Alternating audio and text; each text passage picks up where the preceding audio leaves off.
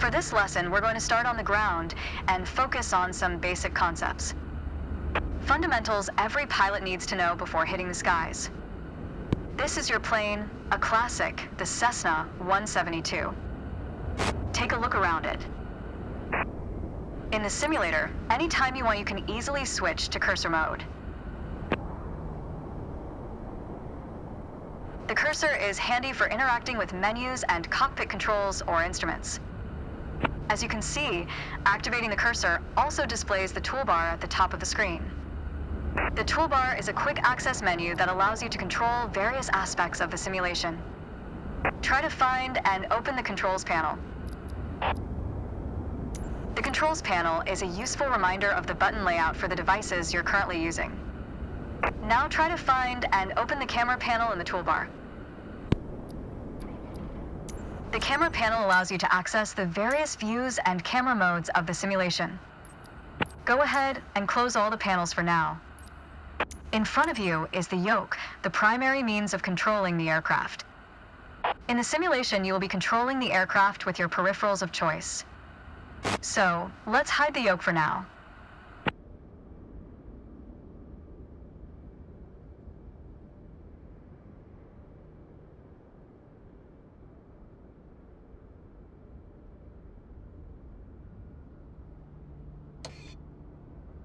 Alright, as we've seen, when you want to look around you, it's easy to rotate the camera.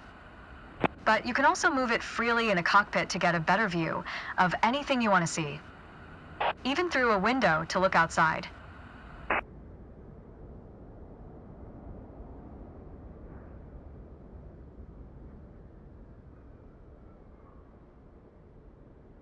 Now, reset the camera to its original position. Alright, that covers all the main camera functions available in the simulation. Try to familiarize yourself with them a bit more, then reset the camera to its original position whenever you're done. Great.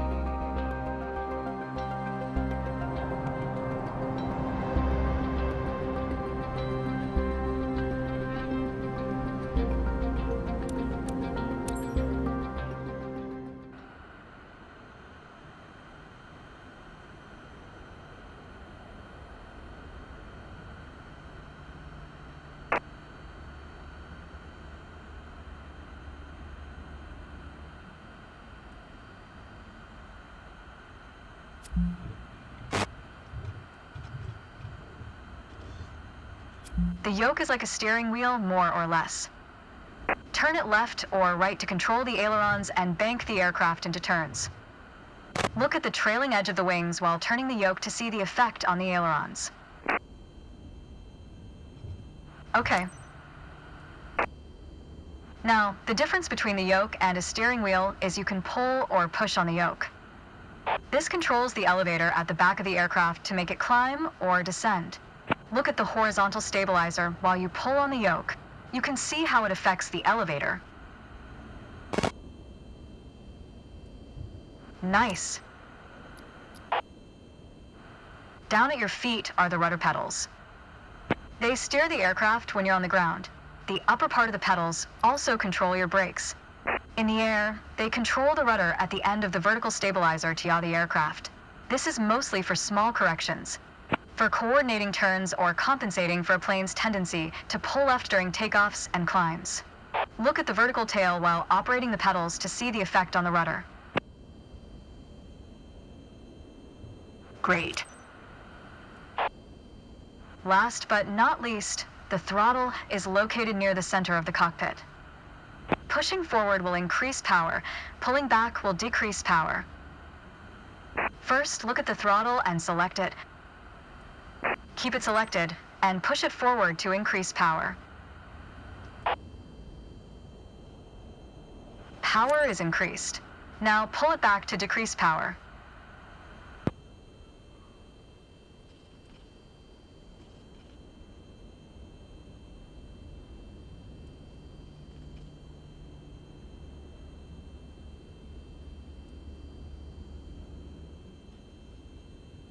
Power is decreased. Now we'll do the same without focusing on it.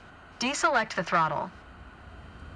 Look away from the throttle and increase power. Set your throttle to idle.